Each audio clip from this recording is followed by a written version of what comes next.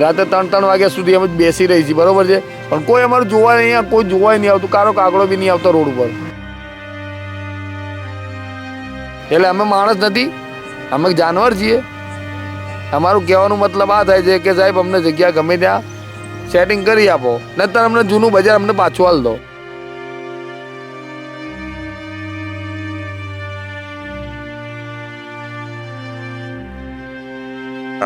ભાજપને હવે અમારે લાવવાની જ નથી. ભાજપને તમે બધા તો લાવો છો. કાં તો બીજા નંબરમાં કાં તો અમને ચોર બનાવી દો, કાં તો સૌકાર બનાવો, કાં સાબિત કરો અમને. આ ધંધો ક્યાં રહ્યો અમારી જોડે? એટલે ચોર બનાવો કાં તો સૌકાર બનાવો, આવી રીતે મજબૂર ના કરો.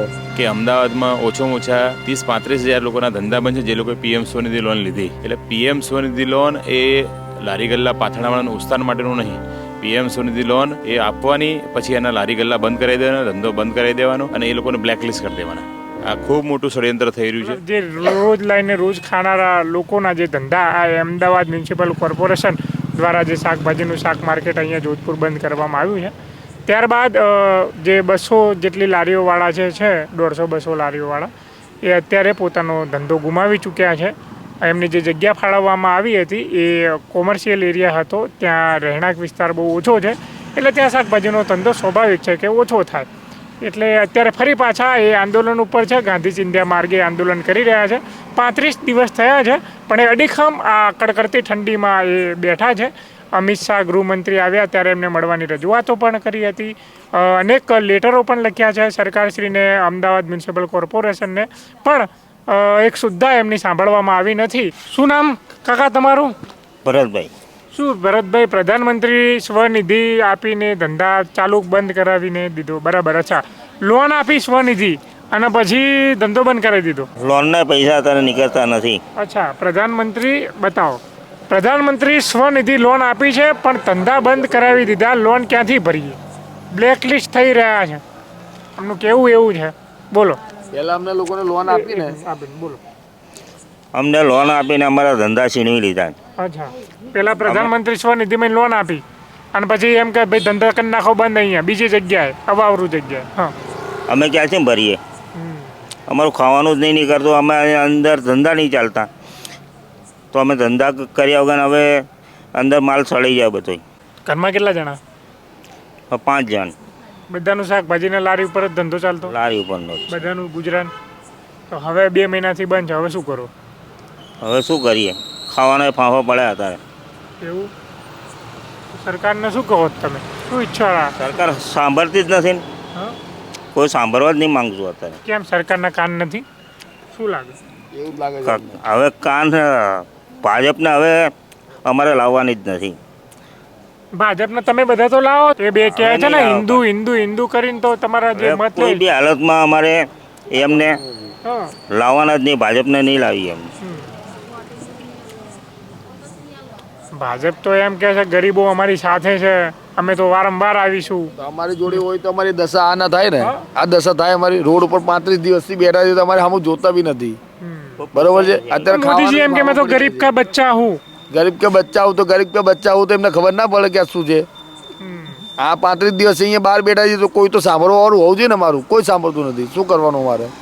અમારે બેઠું રહેવાનું છે. અમારા બાલ બચ્ચા મોટા નથી કરવા. આપણા ગુજરાતના મુખ્યમંત્રી તો ખૂબ દયાળુ છે, મૃદુ અને મક્કમ છે. ત્યાં રજૂઆત કરો, એ તો સારી રીતે કોઈ સાંભળતું નથી અમારું. અમે જઈને આવ્યા છીએ, બધે જઈને આવ્યા છીએ, બધી જગ્યાએ અમે કમ્પ્લેન નાખી છે, પણ કોઈ સાંભળતું જ નથી. કોઈ સાંભળવા તૈયાર જ નથી. છેલ્લે બાકી રહી તો અમે ગાંધીનગર બી જઈ આવ્યા. ગાંધીનગર સુધી પહોંચી વળ્યા. અહીંયા મુખ્યમંત્રીમાં કંઈક ગૃહમંત્રી આવે છે, પેલા મંત્રી આવે છે, ત્યાં જઈએ તો અમને મળવા ના દે, સાઈડમાં બેસાડી દે, સાઈડમાં પકડીને બેસાડી દે પોલીસ ચોકીમાં. તો શું મતલબ રહ્યો અમને મળવાનો?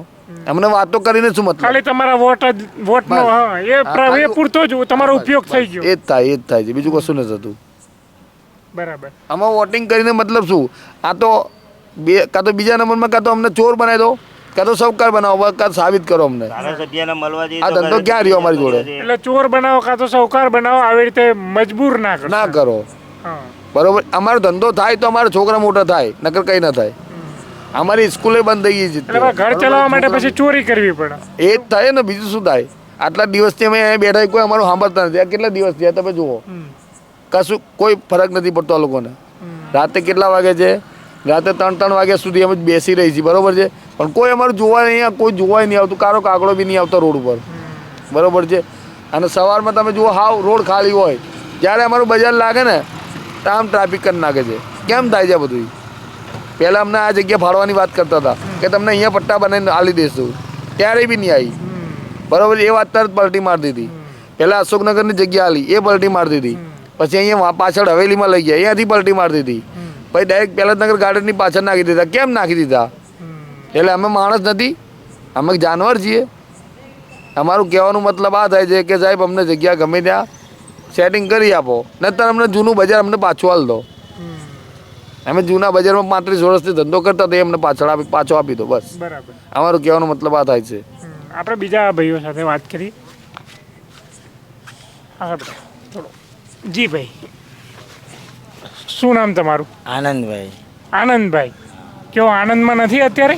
ક્યાંથી આનંદમાં હોઈએ? જુઓ ને, 1.5 મહિનો થવાયો, પોણા 2 મહિના જેવું થવાયું સાહેબ. કોઈ અમારું સાંભળતું નથી. ત્યાંનો વિડીયો તમને બતાવું છું, તો તમે શાકભાજીની હાલત તમે જુઓ ખાલી, કે ત્યાં શાકભાજી વેચીએ કે અમે શું કરીએ સાહેબ. કે અત્યારે મારો બાબલો છે એ સ્કૂલમાં જતો નથી, કારણ કે ફી ભરી શકતા નથી અમે. અત્યારે અમારી હાલત એટલી ખરાબ છે. લોન બી લીધેલી છે મેં. શેમાંથી લોન લીધી હતી? પર્સનલ લોન લીધેલી છે સાહેબ.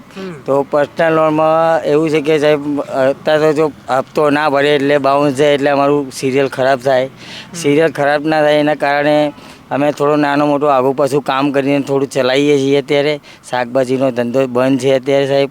હવે શું કરીએ અમે, બોલો. અત્યારે આ 35 દિવસ થવાયા છે, અહીંયા બધા સૂઈ રહીએ છીએ અમે.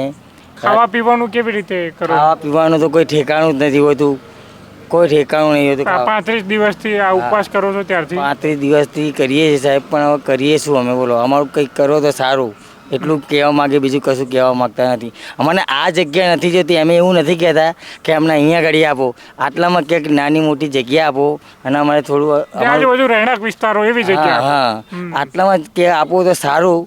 તો અમારું શું કે અમારું ગુજરાન ચાલે, અમારા છોકરા ભણી શકે, કંઈક સારું અમે પહેર્યા. તો જો અમે કપડાં પહેરવાની હાલત બી ખરાબ છે અત્યારે. અમારી એટલી હાલત ખરાબ છે ને કે ના પૂછે વાત. કેટલું કમાતા હતા રોજનું? 1200 રૂપિયા મળી જાય. 5-6 હજાર રૂપિયાનો માલ લઈએ, 1200 રૂપિયા મળી જાય. 500 રૂપિયા ભેગા કરે છોકરાઓની ફી માટે, કપડાં માટે. એ રીતે. અને આ 2 મહિનાથી? 2 મહિનાથી તો હાલત બહુ જ ખરાબ છે. ખરાબ એટલે કહેવાય એવું છે જ નહીં. મતલબ આ દેશના પ્રધાનમંત્રી બહુ મોટી ડીંગો હાકે છે કે ભાઈ અમે નાના રોજમદાર લારી ગલ્લા પાથરણાવાળાને 10,000, 20,000, 50,000 લાખ આવી લોન આપીને અમે એ લોકોને પગભર કરી રહ્યા, એ લોકોનું અમે ઉત્થાન કરી રહ્યા છીએ, એ લોકોને અમે આગળ વધારી રહ્યા છીએ. પણ હું લારી ગલ્લા પાથરણા સંઘનો અધ્યક્ષ છું, અને મારો સર્વે એવું કહે છે, સંગઠનનો સર્વે, કે અમદાવાદમાં ઓછામાં ઓછા 30-35 હજાર લોકોના ધંધા બંધ છે જે લોકોએ PM સ્વનિધિ લોન લીધી. એટલે PM સ્વનિધિ લોન એ લારી ગલ્લા પાથરણાવાળાનું ઉત્થાન માટેનું નહીં. PM સ્વનિધિ લોન એ આપવાની, પછી એના લારી ગલ્લા બંધ કરાવી દેવાનો, ધંધો બંધ કરાવી દેવાનો, અને એ લોકોને બ્લેકલિસ્ટ કરી દેવાના. આ ખૂબ મોટું ષડયંત્ર થઈ રહ્યું છે કે લારી ગલ્લા પાથરણાવાળા હાવ ગરીબ માણસો જે એને મોબાઈલ લેવો હોય તો બી લોન ઉપર લે. તમામ વસ્તુઓ અત્યારે મોટા મોટા કરોડપતિઓ બી લોન લેતા હોય. આવા નાના માણસ ક્યાં જશે? આ તમામ લોકો અત્યારે બ્લેકલિસ્ટ થઈ રહ્યા છે. હવે સમજી લો કે સરકારી લોન જે લીધી હોય અને બ્લેકલિસ્ટ થાય તો પ્રાઇવેટ બેંક કોણ લોન આપવાની? એટલે ખૂબ મોટું ષડયંત્ર થયું છે. આ લોકોના ભવિષ્યની બહુ મોટી ચિંતા છે. કે જો PM સ્વનિધિના એક પણ હપ્તા હજુ 2-3 હપ્તા ગયા, કોઈ ભર્યા નથી, આગળ બી ભરાશે નહીં એવી પરિસ્થિતિ છે. તો આ તમામ લોકો બ્લેકલિસ્ટ થશે અને જીવનભરમાં આ લોકોને કોઈ બેંક લોન નહીં આપે. આમાં તો ગરીબ વધુ ગરીબ બને. ગરીબ નહીં મરે, આ લોકો મરી જશે આત્મહત્યા કરીને. ગળે ફાંસો ખાઈ લેશે, દવા પી લેશે, કાં તો નદીમાં પડીને મરી જશે. થશે શું? બાળકોને ભણાવવાના, ઘર ચલાવવાનું કઈ રીતના આ લોકો જીવશે?